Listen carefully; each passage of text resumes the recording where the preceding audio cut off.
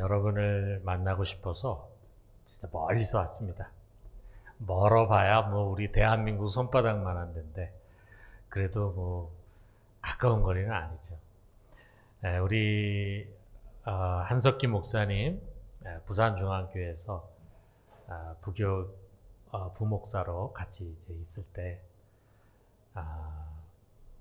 우리 한 목사님 항상 주변에 있는 사람을 행복하게 해주는 그런 은사가 있으신 목사님이셨습니다.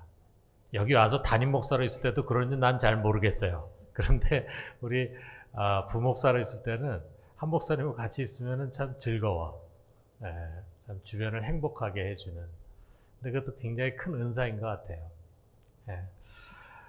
이곳에 와서 벌써 4년을 사역했다고 그러더라고요. 참 이 교회가 은혜 가운데 평안 가운데 든든하게 잘 세워지고 이 주변 지역에 또 부산에 선한 영향을 미치는 그런 은혜로운 교회 되기를 주님의 이름으로 축원합니다. 같이 한번 기도합시다. 하나님 아버지, 2025년을 저희들에게 허락해 주셨습니다. 올 한 해 동안 저희들이 주님과 동행하며 살아가게 하옵소서.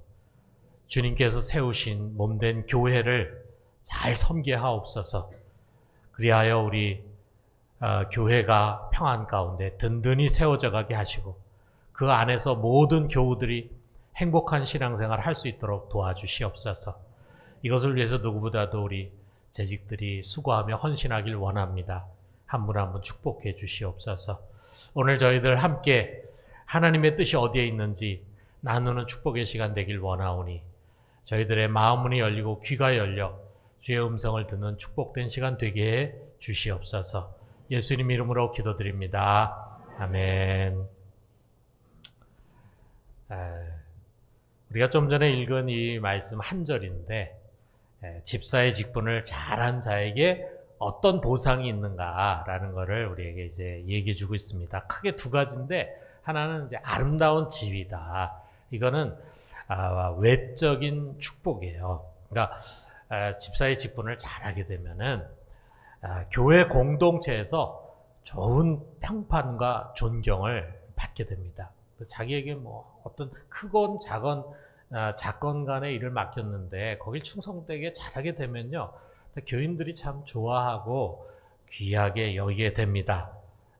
그리고 하나님 나라에서 이제 큰 상급을 받게 된다. 하나님도 여러분의 봉사와 헌신을 지켜보시고 그것을 기억하시고, 그리고 여러분 이제 우리 모두가 또 언젠가 하나님 앞에 설 때 큰 상급으로 함께 해주신다. 여러분이 하나님 앞에 갔을 때 내가 이러이러한 일을 하고 왔습니다 라고 이야기하겠죠. 그때 아마 하나님 가장 기뻐하는 것 중에 하나가 내가 지역교회를 이렇게 잘 섬겨서 내가 섬기는 교회가 참 이렇게 건강하고 그리고 은혜로운 교회로 섰습니다.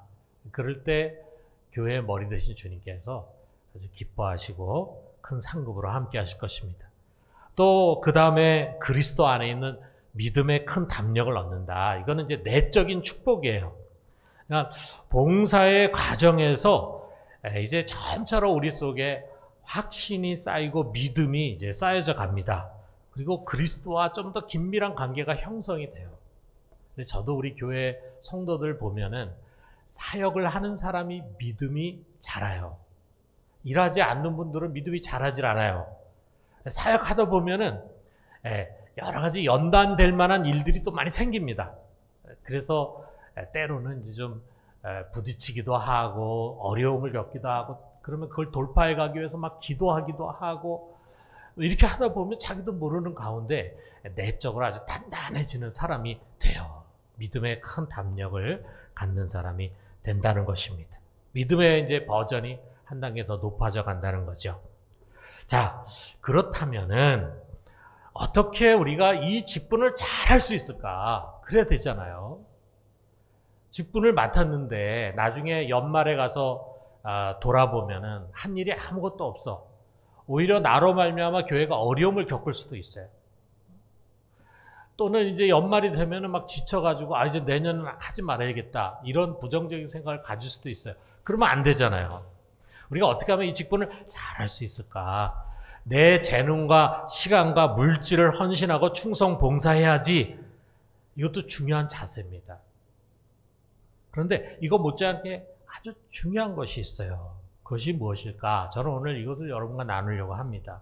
먼저 여러분, 여기에 우리 계신 분들 대부분이 오랫동안 신앙생활 하셨잖아요. 뭐 재직도 오래 하신 분들도 많이 있어요. 우리 장로님들 뭐 신앙 경륜도 굉장히 오래되셨고, 우리 권사님들도 그렇고, 뭐 교회를 오랫동안 하셨을 거예요. 근데 교회에서 사역하는데 가장 큰 어려움이 뭔가? 제일 큰 어려움이 뭡니까? 일이 많아서, 일을 맡은 것이 많아서, 또 사역이 많아서 어렵습니까? 일이나 사역이 아니에요. 사람 때문에 어렵습니다. 사람 때문에. 뭐 일 많은 건 내가 얼마든지 감당할 수 있어. 근데 사람 관계에서 어려운 거는 힘들어요. 하나님 일 하다가 시험에 드는 경우는 대개 보면 사람 때문에 시험에 듭니다. 자, 2008년 취업 포털 커리어에서 직장인 1,500명을 대상으로 해서 설문조사를 한 적이 있어요. 거기서 직무와 대인관계 중에 어느 쪽이 더 큰 스트레스 요인인가? 이렇게 질문을 했어요. 근데 응답자의 60%가 대인관계의 스트레스가 더 크다. 이렇게 답했어요. 그러니까 직장생활을 하다 보면은 뭐 업무적인 스트레스도 있고 또 성과에 대한 스트레스도 있고 많이 있는데 제일 큰 스트레스가 뭐냐 하면은 사람 관계에서의 스트레스다 이거죠. 스트레스 요인을 제공하는 사람으로는 상사라든지 동료라든지 CEO 또 부하 직원 순으로 나타났습니다. 자, 그런데 우리 교회도 마찬가지입니다. 우리 재직을 하면서 우리 집사 사역을 하는데 참 힘든 거는 교인들과 같이 할 때 교인들로 인해서 힘들 때가 많아요. 또 같은 재직으로 인해서 힘들 때가 많아요. 여러분 선교사 있잖아요. 선교사. 자, 어느 지역에 선교사가 가 있는데 그 선교사가 선교지에 가서 힘든 일이 얼마나 많겠습니까? 그 현지인으로 인해서도 힘들고 사역이 진전이 안 돼서 힘들고 뭐 여러 가지 어려움도 많이 있겠죠. 재정적인 어려움도 있고 뭐 힘든 게 많이 있겠죠. 그런데 우리 선교사들이 하는 게 제일 힘든 것은 같은 선교사로 말미암아 힘들다. 같은 선교사. 그 선교사 같이 잘 동역하면은 큰 힘이 되죠. 남의 나라에 가가지고 우리 같은 한국 선교사하고 같이 있다는 게 얼마나 위로가 되고 힘이 됩니까? 그런데 같은 한국 선교사 때문에 너무너무 힘들다. 너무너무. 선교사들끼리 서로 싸우고 거기서 갈등이 일어나고 이런 것 때문에 선교사하기 너무 힘들다. 여러분, 봉사는 나 혼자서 열심히 해서 되는 것이 아닙니다. 나에게 맡겨진 일 내가 열심히 하면 돼. 아닙니다. 교회 사역에서 가장 중요한 것은요, 관계의 문제예요. 이거는 우리 사역에서만이 아니라 신앙과 삶에서도 마찬가지예요. 여러분, 관계라는 거, 우리 어떻게 보면은 우리 인간의 존재와 신앙의 가장 중요한 본질입니다. 여러분, 우리 한번 하나님 생각해보세요. 우리 하나님은 관계의 하나님이세요. 하나님 홀로 계신 분이 아니잖아요. 성부, 성자, 성령, 삼위의 하나님이 일체를 이루고 있잖아요. 삼위일체 하나님, 성부, 성자, 성령이 서로의 관계 속에 거하십니다. 그런데 그 삼위 하나님은요, 서로의 관계에서 완벽한 하나예요. 우리 인간이 흉내낼 수 없는 완벽한 하나. 그 안에 조금의 갈등도 없고 그 안에 조금의 삐걱거림도 없어요. 완벽한 하나. 그래서 우리가 이걸 삼위일체라고 합니다. 예수님께서 끌려가기 전에 제자들과 만찬을 나누고 이제 대제사장적인 기도를 요한복음 17장에서 드리는데 그 속에 이런 내용이 있어요. 17장 22절 보면은 내게 주신 영광을 내가 그들에게 주었사오니 이는 우리가 하나 된 것 같이 그들도 하나가 되게 하려 함이니이다. 우리 성부, 성자, 성령 하나님이 하나가 된 것처럼 예수님을 믿는 제자들, 그리스도인들도 하나가 되게 하는 것이 우리 주님이 원하시는 것이다 이거죠. 그 삼위일체 하나님이 그 형상을 따라서 우리 사람을 만드셨잖아요. 그러니까 우리 사람도 관계의 하나님과 마찬가지로 관계하는 존재로 만들었어요. 그래서 여러분, 인간을 만들 때 혼자 안 만들었잖아요. 남자와 여자를 만들었어요. 그럼 어떻게 했습니까? 둘이 하나가 될지라 그랬잖아요. 둘이 한 몸이 되도록 하는 거, 이게 하나님의 뜻이라 이거죠. 근데 죄는 이걸 분리합니다. 그래서 어떻게든지 나눠지게 하고 갈등하게 하고 싸우게 하고 불편하게 하고 하는 게 죄의 역사예요. 그렇기 때문에 성령께서 오셔서 다시 우리를 하나가 되게 해주십니다. 그래서 이 하나 되게 한 것을 성령이 우리를 다시 하나로 묶어서 믿음도 하나고, 그리고 주도 하나고, 그리고 한 공동체고, 이거 하나 되게 한 이것을 잘 지켜가야 된다 라고 하는 것을 말씀합니다. 우리가 어떻게든지 하나 되게 하시는 것이 바로 예수 그리스도이시고 또 예수의 이름으로 오신 성령의 역사인데, 자, 우리는 오늘 이 시간에요, 예수님을 통해서 어떻게 관계를 잘 해나가야 되는가라고 하는 것을 좀 배울 필요가 있어요. 크게 두 가지인데, 첫째는 예수님처럼 용서하라 이것입니다. 자, 에베소 4장 31절에서 32절 있는 말씀, 자, 우리 같이 한번 읽어봅시다. 너희는 모든 악독과 노함과 분냄과 떠드는 것과 비방하는 것을 모든 악의와 함께 버리고 서로 친절하게 하며 불쌍히 여기며 서로 용서하기를 하나님이 그리스도 안에서 너희를 용서하신 것 같이 하라. 용서해라. 하나님께서 그리스도 안에서, 그리스도를 통해서 우리를 용서해 주신 것처럼 너희도 용서해라. 저는 용서가 참 중요하다고 생각해요. 왜냐하면 첫 번째로 교회는요, 의인이면서 죄인들의 공동체입니다. 마틴 루터 그랬어요. 자, 우리는 믿음으로 의롭다함 받잖아요. 그래서 우리는 값없이 이미 의롭다함을 받은 의인들이에요. 우리 의인들의 모임이고 이미 거룩해진 성도들의 모임이에요. 그럼에도 불구하고 우리는 동시에 여전히 죄인들이에요. 아직도 죄의 모습이 득실거립니다. 우리를 시험에 들고 넘어지게 하는 것들이 교회 밖에만 있는 게 아니에요. 교회 안에도 많이 있습니다. 그렇기 때문에 여러분, 교회 사역을 위해서 꼭 필요한 것이 뭐냐? 용서라야죠, 용서. 그래서 여러분 한번 저를 따라해 보십시오. 용서는 우리의 직업이다. 용서는 우리의 직업이다. 우리 직업이라는 게 뭐 한두 번 하고 마는 게 아니잖아요. 여러분 직장 다니시는 분이 많이 있을 텐데 직장 가서 늘 하는 일을 반복하지 않습니까? 그게 주된 업무잖아요. 우리 그리스도인들에게 주된 업무가 뭐냐? 용서하는 것이라 이제 용서. 여러분, 어떤 사람이 교회에 꼭 필요한 사역자들이냐? 용서를 잘하는 사람이에요. 용서를 잘하는 사람이 교회에 많으면은 교회가 화평해지고 교회가 평안해지고 행복해집니다. 근데 용서하는 게 너무 힘든 사람들 꽁 하고 있고 옛날에 지은 잘못이나 죄를 잊어버리지 않고 항상 기억하고 있고 그 붙들고 있는 그런 사람들이 교회 안에 많으면은 교회는 평안할 수가 없어요. 여러분, 우리가 그리스도인이 항상 상징하고 있는 게 십자가잖아요. 예수 그리스도의 십자가, 그 십자가가 뭡니까? 그게 용서의 표지잖아요. 거기서 제일 먼저 내 죄 용서받았어요. 그리고 우리를 용서의 사역으로 부르시는 것입니다. 너는 용서를 받은 자이니 이제는 다른 사람을 용서해라. 그래서 우리가 해야 할 가장 첫 번째 섬김은 용서하는 것이다. 이것을 우리 잊어서는 안 됩니다. 자, 그런데 문제는 뭡니까? 용서는 쉬운 것이 아니라는 거죠.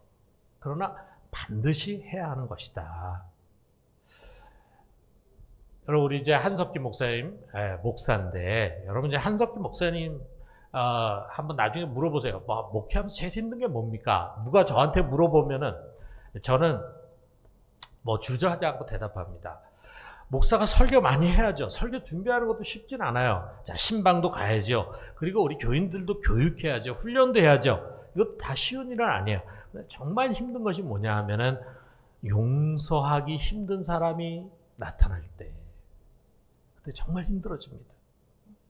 참 용서하기 힘든 사람 교회 안에 종종 있어요. 저도 목회 돌아보면은 정말 저 사람 참 용서하기 정말 힘들다, 이런 사람이 나타나요. 그럴 때 목사는 엄청난 씨름을 해야 합니다. 말로 다 할 수 없는 씨름. 어떻게 보면 야복강가에서 천사 씨름한 그 야곱과 같이 그런 씨름을 해야 합니다.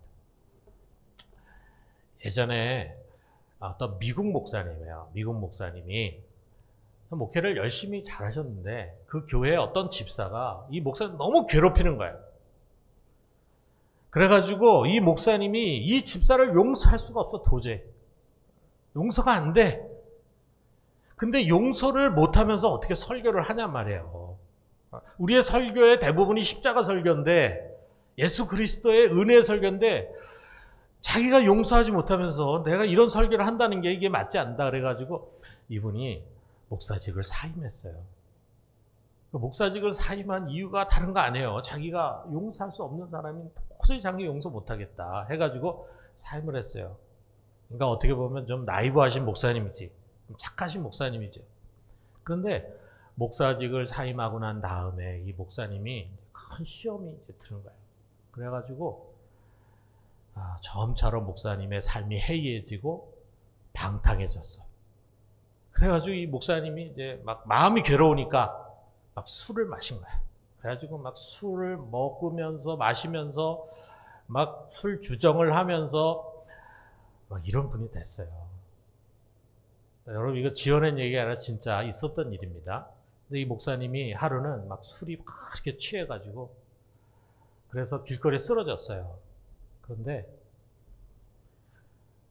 그 옛날에 섬기던 교회 여집사님이 그것을 지나가다가 목사님 보게 됐어요. 그 여집사님 목사님한테 가서 울면서, 목사님, 이게 뭐예요? 정신 차리세요. 그 얘기를 이제 듣는 순간에 목사님이 벌떡 정신이 났어요. 그 자리에 앉아가지고 엉엉 울었어요. 자기가 잘못한 거죠. 하나님 앞에 회개하고, 그리고 다시 목회 자리에 돌아왔어요. 그리고 그 집사를 용서했습니다. 그리고 목회를 잘 하셨어요. 교회가 아주 건강하게 잘 성장했다고 해서 자기의 간증을 써놓은 글을 제가 봤습니다. 참 저도 그 글을 읽으면서 공감했어요. 정말 사람을 용서한다는 게 쉬운 일이 아니다. 그런데 여러분, 그 목사님의 예서처럼 용서하지 못하면은 내가 죽어요.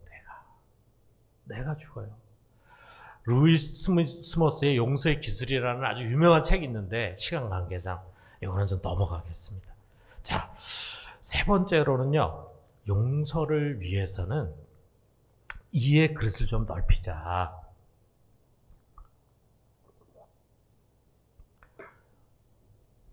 여기 나오네. 저기 여러분, 우리가 그냥 무조건 용서하자 이렇게 해서 잘 안 됩니다. 그래서 용서하기 위해서는 우리가 좀 이해하려고 하는 노력이 필요합니다. 그 사람을 이해하면은 벌써 많이 용서가 돼요. 표면적으로 보면은 충분히 화낼 일이에요. 시험에 들 일이에요. 그런데 조금만 깊이 이해하면은 용납할 수 있는 일들이 많이 있습니다. 그래서 그랬구나. 그래서 나한테 그렇게 얘기한 거구나. 이해가 돼. 이해가 되면은 용서하는 것이 쉬워져요. 자, 어떤 사람이 이제 오후에 병원을 찾았어요. 그래가지고 이제 자기 순서가 돼가지고 들어갔어요. 의사 선생님이 뭐라고 얘기하는데 잘 못 알아들었어. 그래가지고 선생님한테 또 물었어요. 그래 또 잘 이해가 안 돼. 또 물었어요. 꼬치꼬치 여러 번 반복해서 묻는데 의사 화를 버럭 내는 거예요. 의사가. 왜 이렇게 자꾸 설명해 줬는데 이해 못하고 또 반복해서 묻느냐 이거죠. 그러니까 이 환자가, 이 병원 이거 다시 오면 안 되겠다. 이 의사 선생님이 아주 인격이 덜 됐다. 아유, 뭐 내가 묻는데 어떻게 그렇게 불친절하게 화를 내나, 이렇게 이제 생각하고 병원 나왔어요. 그런데 사실은 그 의사가 그렇게 불친절한 사람이 아니에요. 근데 무슨 일이 있었냐면은 아침에 이분이 이제 진료를 들어가서는, 아, 내가 오늘부터 이제 오늘 이제 찾아오는 우리 환자들을 친절하게 잘 대해줘야지, 이제 이런 생각을 하고 진료를 봅니다. 그래서 아침에 이제 오시는 환자들에게는 굉장히 친절하게 대해줘. 근데 이제 시간이 점점 가면서 지치잖아요. 근데 그 중에 또 어떤 이상한 사람이 와가지고 아주 이 의사를 불편하게 하고 힘들게 그렇게 했어요. 그러다 보니까 이제 이 의사가 그것이 이제 누적되다가 보니까 오후에 찾아온 이 환자에게서 그게 폭발을 한 거예요. 만약에 그 환자가 오전에부터 이 의사에게 일어난 일을 만약에 볼 수 있다면은, 아, 의사 선생님이 너무 환자들한테 지쳐가지고, 그래서 이제 마지막에 가서 자기한테 폭발했구나. 원래 그런 분이 아닌데, 이렇게 이해할 수가 있는데, 그 앞에 걸 모르잖아요. 그리고 자기한테 폭발한 것만 생각하니까 자기는 억울한 거야. 그러니까 이 의사 선생님이 아주 비인격적이다, 이렇게 생각을 했다 이거죠. 제가 이제 독일에서 유학할 때,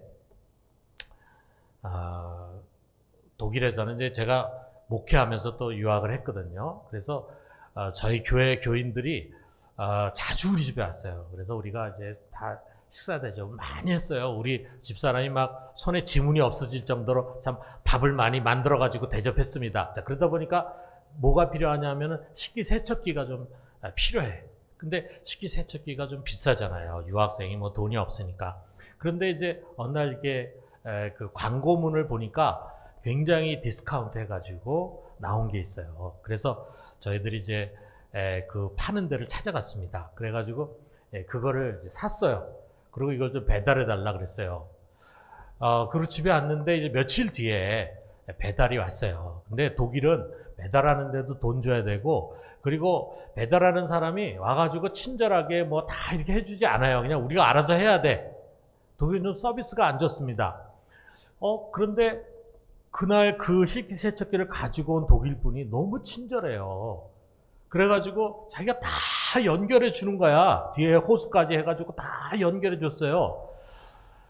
그래가지고 너무 고맙더라고. 근데 이분이 갔어요. 그래서 저희들이 이제 식기세척기를 시운전을 했는데 딱 첫 번째부터 고장이 난 거예요. 이게 중간에 가다가 스톱이 된 거야. 그래가지고 저희들이 연락을 했어요. 이게 왜 우리가 샀는데 한 번도 써보지 않았는데 이게 고장이 났느냐. 그때 이제 그 기술자가 또 이제 왔어요. 금방 오지도 않아요. 또 며칠 뒤에 왔어요. 그러더니 여기 이제 그 안에 물이 차 있는데 그걸 다 빼더니 거기에 이런 비닐루가 나왔어요. 비닐루. 이 비닐루가 이제 물이 빠지는 구멍을 막아가지고, 그래서 이게 이제 물이 여기 차가지고 이게 작동이 안 된 거다. 이게 고장나서 그런 게 아니라 여기 비닐루가 빠져 있는 거다. 그래서 내가 이 비닐루가 어디서 난 겁니까? 그러니까 자기는 모르지. 이거 고치러 온 사람은 모르지. 그래서 그 사람 갔어요. 근데 제가 가만히 이제 생각을 하니까 도대체 이 없던 비닐루가 왜 여기 빠졌냐 이거예요. 무슨 생각이 드냐면은 그 굉장히 친절하게 해준 그 배달해 온 사람 있잖아요. 그 사람 혹시 네오나치 아니었나? 우리가 외국인인 줄 알고 와가지고선 일부러 거기다 비닐을 싹 떨어뜨려가지고 그래서 고장나게 한 거 아닌가 하는 생각이 드니까 답이 없으니까 그렇게밖에는 생각이 안 드는 거야. 거기다 비닐을 넣을 사람이 아무도 없거든요. 그러니까 속에 부하가 막 나는 거야. 야, 이 사람 친절해가지고서 좋은 독일인이다 했더니 이게 외국인들을 아주 골탕 먹이려고 하는 아주 나쁜 그 네오나치였구나. 막 이런 생각이 막 들어가지고 제가 이제 이 가전제품 파는 거기로 직접 갔어요. 서비스 센터로 갔어요. 가가지고 이러저러한 얘기를 다 설명을 했어요. 설명을 하고 내가 생각할 때는 당신 그 배달한 사람이 틀림없이 그랬던 것 같다 하면서 이제 막 얘기를 했습니다. 이제 제 얘기를 다 듣던 사람이 저를 좀 진정시키고 그런 얘기를 해요. 자기가 생각해도 도대체 거기에 왜 비닐루가 들어갔는지 아, 잘 모르겠다. 근데 자기 생각할 때 거기에 배달해 준 사람 그런 사람 아니다. 그 사람은 참 좋은 사람이다. 근데 왜 그게 됐을까? 자기가 한번 이런 가설을 한번 얘기해 본다는 거예요. 당신이 거기에 그 식기세척기를 들여놓기 전에 그 물이 들어오는 거기 그 호수를 꽂는데 거기가 안 썼기 때문에 누군가 아마 그 안에다가 물이 혹시나 셀까 해가지고 비닐을 넣었을 수가 있다. 그런데 그걸 안 썼는데 이제 물을 탁 틀어가지고 물이 확 쏟아져 나오니까 그 비닐가 이제 막혔던 비닐가 나왔다 이거지. 근데 자기가 확실히는 모르겠지만 그러지 않을까 하는 생각이 듭니다 하고 저에게 얘기하는 거예요, 독일 사람이. 그 순간에 제가 머리가 퍼뜩, 아, 그렇겠구나 하는 생각이 드니까 좀 전까지 그 배달했던 그 사람, 이거 네오나치 아니야 하고 굉장히 내가 그 사람에 대한 증오심이 막 생겼는데 그게 한순간에 다 사라져버린 거야. 아, 그럴 수 있겠구나. 내가 그 사람 오해했구나. 이런 생각이 드니까 오히려 그 사람을 미워했던 내가 부끄러지게 된 거예요. 여러분, 우리가 살아가다 보면요, 참 이럴 때가 많이 있어요. 김 집사가 그때 그런 얘기 했는데 전해져가지고 나한테 왔는데 그게 나를 분개하게 만들어. 근데 사실 나중에 보면은 그런 뜻으로 한 것도 아니야. 그리고 그런 얘기를 할 수밖에 없는 또 이유도 있어. 근데 그런 거를 내가 모를 때는 굉장히 그에 대한 미움과 증오심을 가질 수가 있어요. 용서가 안 돼. 근데 그것을 잘 이해하게 되면, 알게 되면은 용서할 수 있게 됩니다. 그래서 여러분, 우리가 보면은 사실은 우리가 서로 모르는 것들이 많아요. 모르기 때문에 오해하는 게 많아요. 그리고 서로 갈등이 되면은 안 만나려고 그래. 사실 만나서 한번 대화하면은 풀어질 수 있는 건데 안 만나려고 하다 보니까 오해가 더 쌓여. 그러다 보면은 더 용서가 안 돼. 그럴 수가 있습니다. 여러분, 어떻게 보면은 우리가 상대방에 대해서 이해하려고 하면은 이해할 게 너무 많아요. 그가 지금 처한 환경이 있을 수 있잖아요. 왜 그가 그렇게 민감하게 반응하나? 왜 그 마음이 이렇게 좁아져 있나? 어떻게 보면 지금 그가 처해 있는 굉장히 어려운 환경 때문에 그럴 수 있다. 우리가 이해할 수 있잖아요. 또 그가 지금까지 자라온 환경 속에서 많은 상처를 받을 수도 있잖아요. 또 그의 잠재의식 속에 그런 게 있을 수 있잖아요. 그 안에 지금까지 형성되어 온 여러 가지 상처들이 있을 수 있잖아요. 자, 우리가 그런 것들을 잘 이해하려고 한다면은 그 사람을 보다 더 이해하고 용서할 수 있을 것입니다. 자, 그런데 우리 신앙은 말이죠. 그런 것보다 더 깊이 사람을 이해하게 합니다. 뭐냐면 그의 죄와 죄성을 보기 때문이에요. 여러분, 왜 인간이 이처럼 사악하고 정욕적이고 거짓되고 위선적입니까? 그 속에 죄가 있기 때문이라 이거죠. 죄. 한편으로는 누구나 다 선하게 살려는 의지가 있어요. 여기 앉아서 지금 우리 예배드리는 우리 성도들 다 똑같아요. 착하게 살아야 돼, 바르게 살아야 돼, 사랑하며 살아야 돼 하는 마음이 있어요. 그런데 우리 속에 또 다른 죄의 의지가 있어. 그래서 우리를 자꾸 반대 방향으로 끌고 가려고 합니다. 그렇게 얘기하려고 했던 게 아니에요. 그렇게 나쁜 마음 품으려 했던 게 아니에요. 그런데 나도 모르게 그렇게 한 거예요. 우리 속에 아직 죄 아래 살다 보니까 그런 연약함이 있다 이거죠. 우리 모두는 공고한 사람들이다. 그래서 네 번째로는 죄는 미워하되 사람 미워하지 말자. 여러분, 세상은 가정과 사회 환경 말하고 성격을 말하고 심리 분석을 말하는데 우리는 보다 근본적인 원인인 죄를 말합니다. 그리고 결국 마지막에는 사람이 나쁜 게 아니라 죄가 나쁜 것이다. 이거예요. 사람 나쁜 게 아니라 죄가 나쁜 거다. 그래서 죄는 미워하되 사람 미워하지 말라. 이것이 열쇠. 여러분, 주님이 미워한 것은 죄였지 죄인이 아니었어요. 주님 미워한 것은 마귀였지, 죄의 원인자인 마귀였지 사람 아니었어요. 우리 주님 아무도 미워하지 않았습니다. 간음하다 끌려온 여인 있잖아요. 누구보다도 주님 분개해야죠. 그러나 바리새인들은 자기들도 죄를 지으면서 이 여자를 미워합니다. 그런데 주님은 그녀를 미워하지 않습니다. 정죄하지 않습니다. 오히려 불쌍히 여기시는 거예요. 여러분, 주님은 자신을 아무리 비방하고 대적하고 십자가에 못 박아도 사람은 긍휼의 대상이고 구원의 대상으로 여기셨어요. 주님은 모든 사람이 다 죄의 지배 아래서 신음하고 있음을 알고 있었습니다. 그렇기 때문에 자기를 찌르고 그리고 자기를 모욕하는 그런 사람들을 위해서도 기도하셨잖아요. 아버지여, 저들의 죄를 사해 주옵소서. 자기가 하는 것을 알지 못하니이다, 이거예요. 자기가 하는 걸 몰라. 알았다면 그 사람들 그렇게 하지 않았을 거라 이거죠.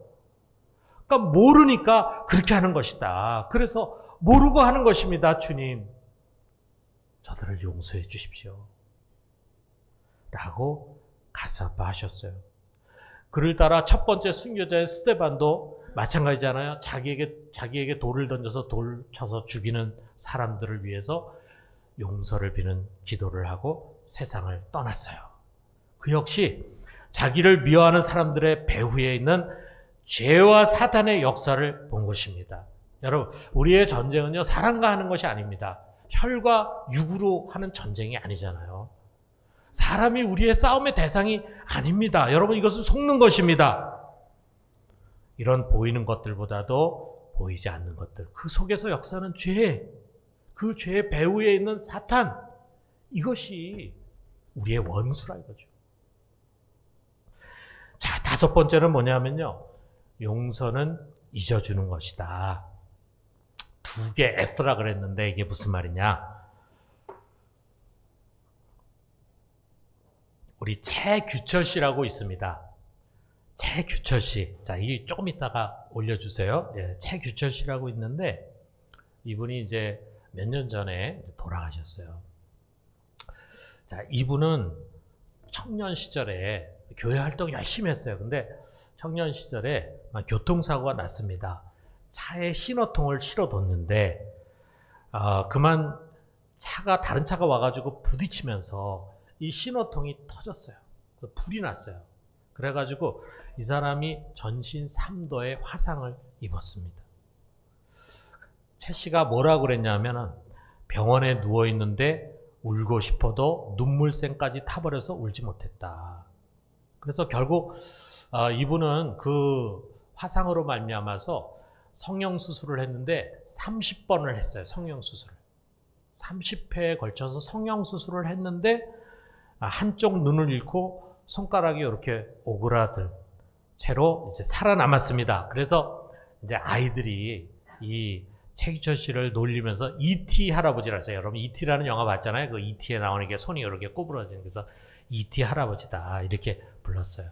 자, 얼마나 큰 시련입니까? 청년 시절에 이런 것을 겪었어요. 그런데 그가 이 모든 시련을 이겨내고 청십자 운동도 하고 농촌 계몽 운동도 하고 두밀리 자연학교를 운영하는 등 2세 교육에 힘쓰다가 주님의 부르심을 받았습니다. 자, 그런데 이 최규철 씨가요, 남긴 말 중에 이런 말이 있습니다. 우리가 사는데 두 개 F가 필요해. forget, 잊어버려라. forgive, 용서해라. 사고가 난 뒤 그 고통 잊지 않았으면 나 지금처럼 못 살았어. 잊어야 그 자리에 또 새 걸 채우지. 또 이미 지나간 일 누구 잘못이 어디 있어. 내가 용서해야 나도 용서받는 거야. 저는 이럴 때 그래, 두 개 F. 저는 그 뒤로 이게 잊혀지지 않아요. 하나는 잊어라. 하나는 용서해라. 그래야 내가 산다 이거죠. 만약 이 사람이 끊임없이 사람을 원망하고 멀쩡한 청년의 얼굴을 이렇게 이티같이 만들어 놓은 그 사람을, 또는 그렇게 만들게 한 하나님 원망하고 살았다면요, 아무 의미 없는 삶을 살다가 세상을 떠났을 거예요. 그런데 잊고 용서하니까 그는 아주 가치 있는, 의미 있는 삶을 살 수가 있었다 이거죠. 여러분, 우리가 교회 생활 오래 하다 보면은요, 늘 보는 교우들 간에 불편한 일들이 왜 없겠습니까? 서로 상처될 일들이 왜 없겠습니까? 제가 독일에서 우리 한인 교회를 목회했는데 저는 그 두 가정이 서로 친한 줄 알았어요. 그런데 나중에 이게 듣고 보니까 이 두 가정이 동업을 하다가 뭐 한쪽 사람 얘기 들어보니까 일이 안 돼서 그냥 자기 혼자 하겠다라고 했다 그러는데, 다른 한쪽 사람 얘기 들어보니까 일이 잘 되니까 자기가 혼자 이익 취하려고 그렇게 했다. 그렇게 해가지고 이제 싸움이 났던 것 같아요. 그래서 총을 들고 와서 쏘려고 했대요. 야, 살인하려고까지 했던 그런 관계예요. 그런데 같이 교회 생활 하는 거예요. 그러면 그 사람들이 친한 거냐면 친하지 않아. 전혀 그것을 잊지 않고 있다가 뭐 불편한 일 생기면 옛날 일을 다 끌고 와요. 그래가지고 싸워. 잊지 못하니까 용서가 안 되고, 용서가 안 되니까 뭐 우리 한국 같으면은 벌써 다른 교회로 갔을 거야. 근데 뭐 독일은 교회가 많지 않으니까 그냥 같은 교회에 나오는데 서로 미움과 증오의 감정을 여전히 갖고 이렇게 어떻게 교회 생활을 할 수 있겠어요? 제가 이제 우리 부산중앙교회도 이제 내년이면 80년이 됩니다. 오래됐잖아요. 그래서 제가 이제 보니까 뭐 독일 같진 않지만 교인들 사이에 서로 지나온 세월 속에 좀 상처를 주고받는 일이 있어요. 근데 그거 잘 잊지를 못해. 잘 용서하지 못해. 그러면은 누가 손해입니까? 자기가 손해요.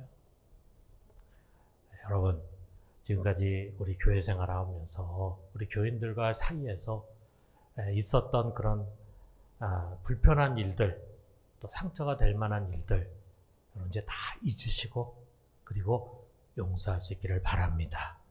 그래서 결국 6번째로 용서는 십자가에 내가 죽는 것이다. 여러분, 예수님이 우리를 어떻게 용서했습니까? 그냥 말로만 용서한 게 아니잖아요. 우리를 용서하기 위해서 십자가에 못 박혀 죽으신 거 아니에요. 용서는 십자가에 내가 죽는 것이라 이거죠. 여러분, 어떤 사람하고 갈등이 생겼어요. 그 사람이 나에게 잘못했어. 근데 그 사람이 와가지고 무릎을 꿇고, 아유, 집사님, 돌아보니까 제가 잘못한 것 같습니다. 용서해 주십시오.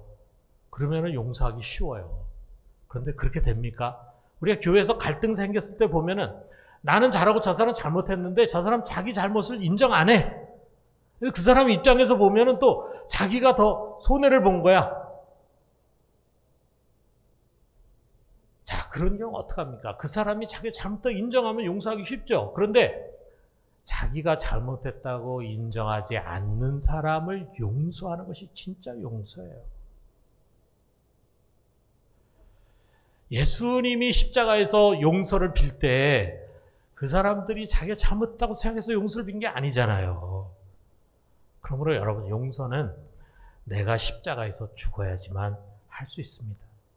재직으로 우리가 잘 섬기려면 자기를 부인하고 십자가를 지고 죽어야 돼요. 제가 목회할 때, 부산에서 목회할 때 어느 날 주님께서 저에게 그런 말씀을 해주시는 걸 느꼈어요. 뭐 진짜 음성을 들었다는 게 아니라 내 마음속에 그런 말씀이 들려지는 것 같아. 뭐라냐면, 현범아, 네가 죽어야 내가 살아. 네가 죽지 않으니까 내가 여기에 발붙일 곳이 없구나. 그런 주님의 음성이 들리는 것 같아요. 제가 그날 참 많이 눈물을 흘리고 주 앞에 회개했습니다. 내가 죽어야 주님이 사는 거예요. 그런데 우리가 서로 죽지 않으니까 주님께서 이 교회 안에 발붙일 곳이 없다 이거죠. 우리가 죽으면은 주님께서 이 부족한 우리를 통해서 역사하십니다. 큰 일을 하십니다. 정말 그분의 교회를 멋있게 세워갈 수 있습니다. 자, 지금까지 우리가 용서에 대해서 했고, 두 번째로는 예수님처럼 열린 시각을 가져라 이것입니다. 자, 마가복음 9장 38절에서 40절인데 우리 같이 한번 읽어봅시다. 요한이 예수께 여짜오되 선생님, 우리를 따르지 않는 어떤 자가 주님의 이름으로 귀신을 내쫓는 것을 우리가 보고 우리를 따르지 아니함으로 금하였나이다. 예수께서 이르시되 금하지 말라. 내 이름을 의탁하여 능한 일을 행하고 즉시로 나를 비방할 자가 없느니라. 우리를 반대하지 않는 자는 우리를 위하는 자니라. 아마 이 성경이 배경이 되는 그 당시에 예수님의 이름을 사용해가지고 귀신을 쫓아내는 자들이 있었던 것 같아요. 그러니까 예수님 귀신 쫓아내는 그런 장면을 보고 막 흥분했겠죠. 와, 귀신들이 예수님 명하니까 나가네. 그러니까 자기도 내가 예수의 이름을 가지고 너한테 명하니 그 사람이 나와라 하고 귀신에게 한번 소리쳤더니 진짜 귀신 나가는 거예요. 자, 그런 소문이 나니까 이제 예수의 이름을 가지고 막 귀신을 쫓아내는 사람들이 있었던 것 같아요. 그런데 이 사람들이 그렇다고 해서 예수님의 뒤를 제자들처럼 쫓은 것이 아니에요. 왜 쫓지 않았을까? 우리가 생각해 보면은 그 당시 예수님이 바리새인이라든지 종교 지도자들한테 미움을 받고 있었거든요. 그래서 어떻게 보면 예수님을 뒤쫓으면은 자기도 그들에게 미움을 받을 수 있다. 이런 생각을 가지니까 그럴 용기가 생기지 않아. 또 다른 이유는 뭐 예수님 귀신 쫓고 능력 있고 좋은데 예수님 가르치는 걸 다 받아들이기 어려워. 그래서 다시 말하면 이제 50%만 예수님 인정하는 거예요. 100% 자기가 다 받아들이지 않아. 100% 다 받아들여야 예수님의 뒤를 쫓는 제자가 되는데 자기는 50% 정도만 예수님 인정하지 나머지 50%는 공감이 안 돼. 자, 그러니까 반은 받아들이는데 반은 받아들이지 못하는 자들, 반신반의죠. 자, 그러니까 어떻게 보면 이 사람들이 과연 예수님의 편일까 아니면 예수님 편이 아닐까 우리가 알 수 없잖아요. 자, 그런데 이런 꼴을 못 보는 사람이 있습니다. 누구냐 하면 바로 보아너게 울의 아들이라고 별명을 받은 요한. 아마 요한이 굉장히 성격이 급했던 것 같습니다. 그래서 이 요한이 이런 사람들한테 가가지고 뭐라 그랬냐면, 야, 너희들이 우리 선생님 이름을 사용하려면은 우리처럼 제자의 입문에서 예수님 뒤를 따라.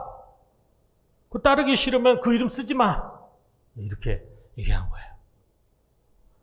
그러니까 요한의 시각에서 보면은 이놈들은 아직 우리 편이 아니라 이거죠. 우리 편이 아닌데 우리 선생님 이름을 도용해. 이거 있을 수 없다. 그래서 제지했습니다. 요한의 제지를 받은 이 사람들이 어떻게 되었을까?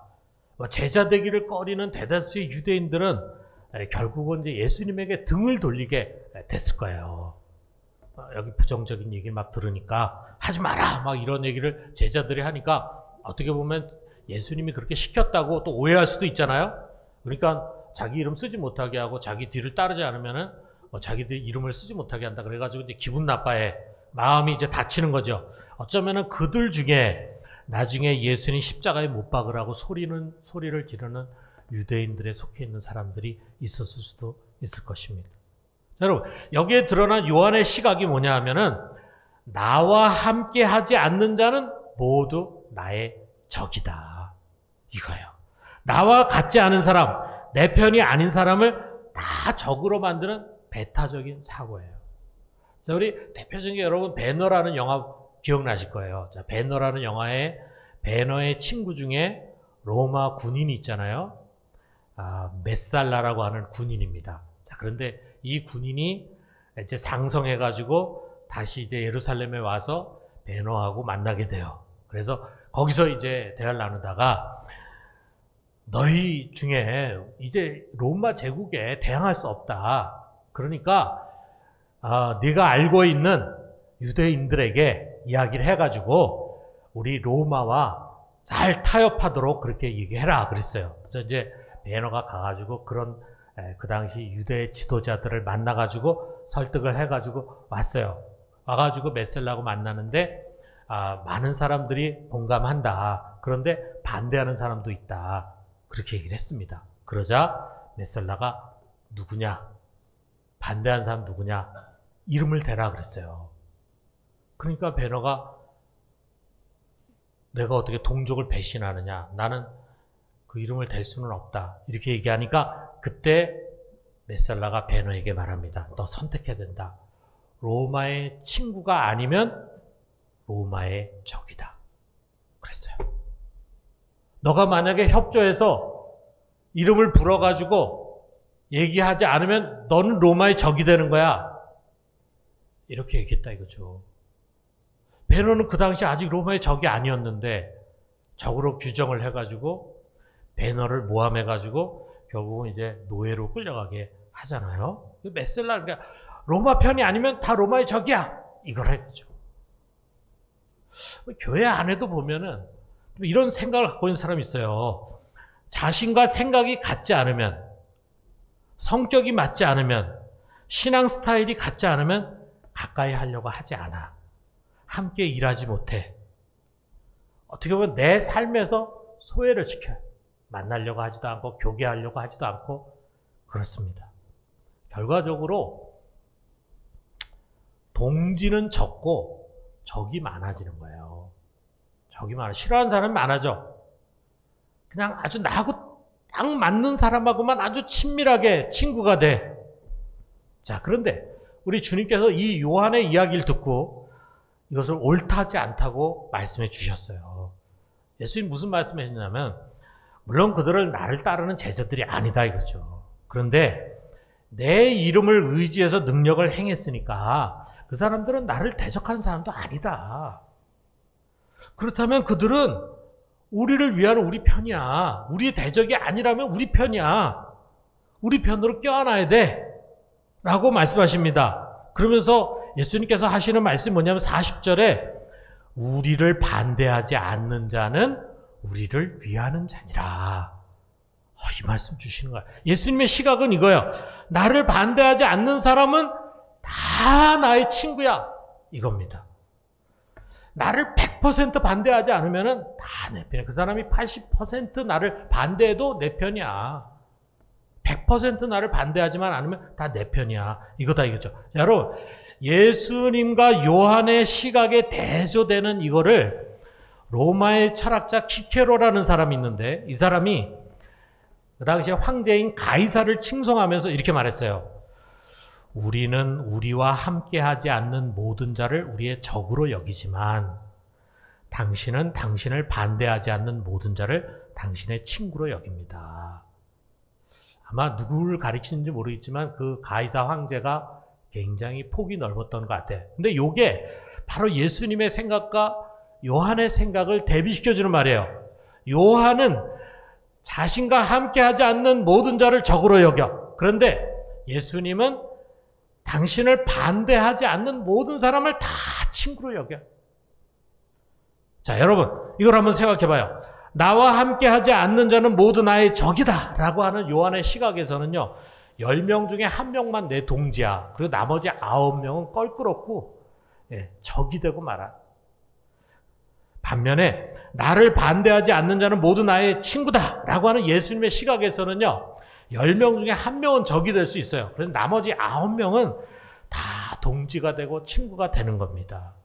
물론 동지라고 하는 그 9명 중에서 뭐 나의 어떤 점을 못마땅하게 생각하고 비판하는 사람도 있겠죠. 또 내가 추진하려고 하는 일이나 계획에 뭐 소극적이거나 찬성하지 않는 사람도 있을 것입니다.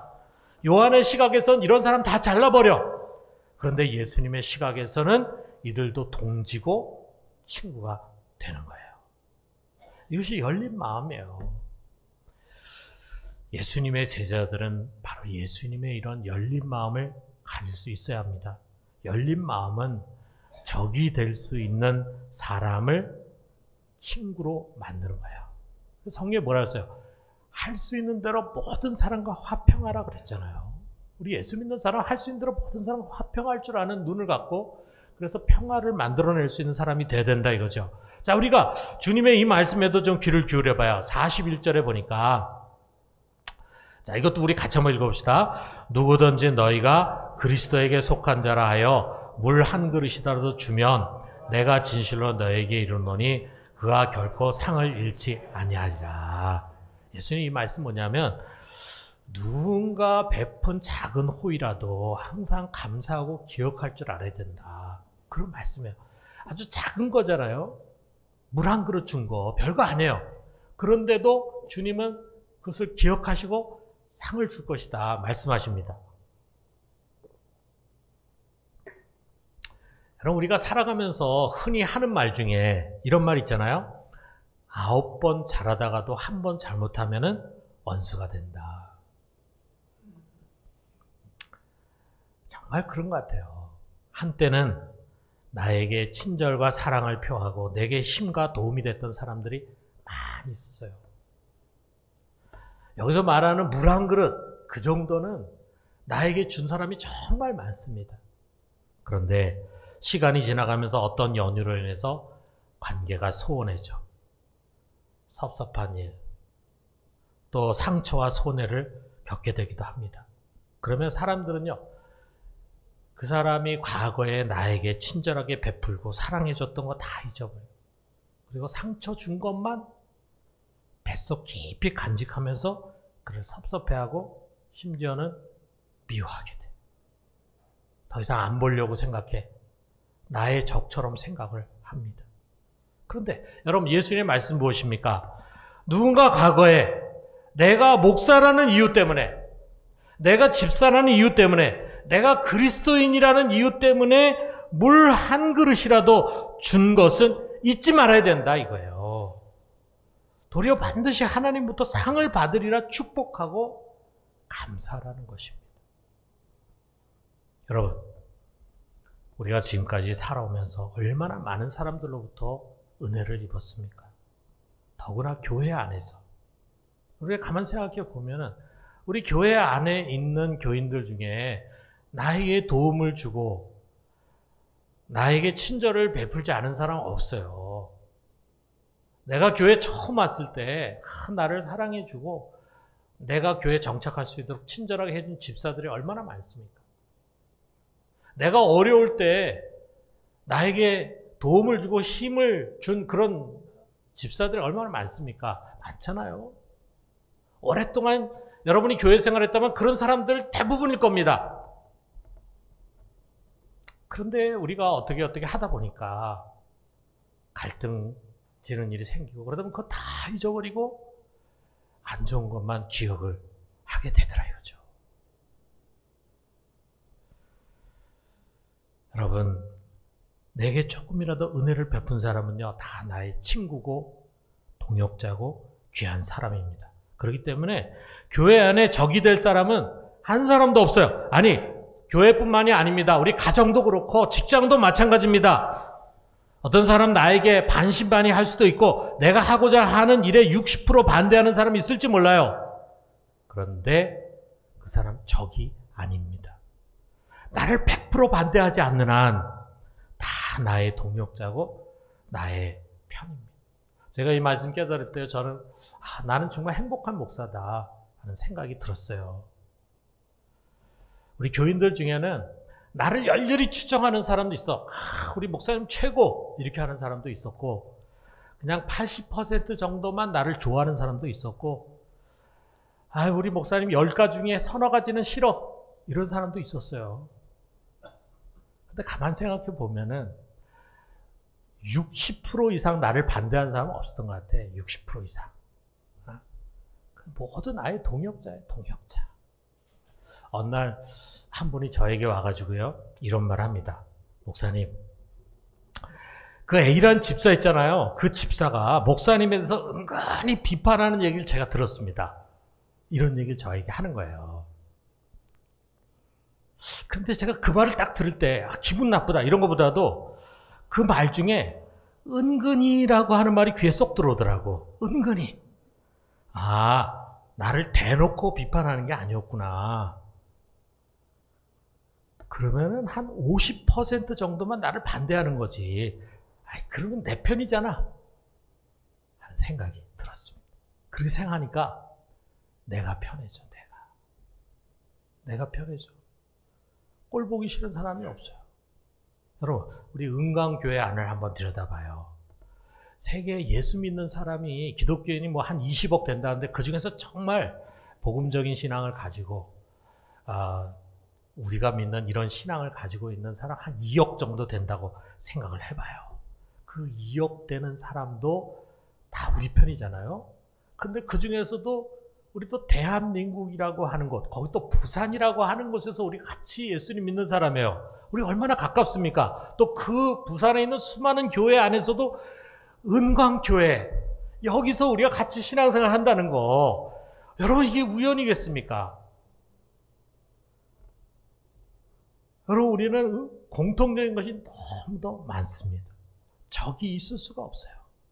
나를 보고 인사 안 하는 아무개 집사, 말이 많은 집사, 성질이 급한 집사, 약속 안 지키는 집사, 남의 말 잘 가로막는 집사, 내게 감정이 많은 집사, 나를 은근히 비판하는 집사, 내 의견을 종종 반대하는 집사. 여러분, 내 적이 아닙니다. 내 편입니다. 내 편.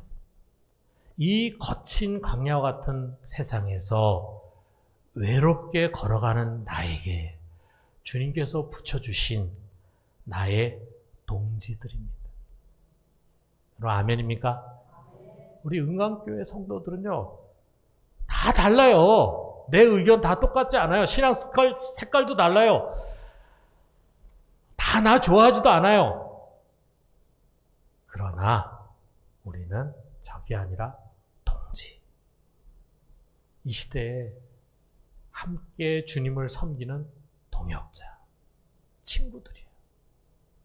여러분, 우리가 이런 열린 마음으로 성도를 대하고 이웃을 대할 때 내가 행복해지고 나로 말미암아 교회가 행복해지고 그로 말미암아 우리 주님 행복해.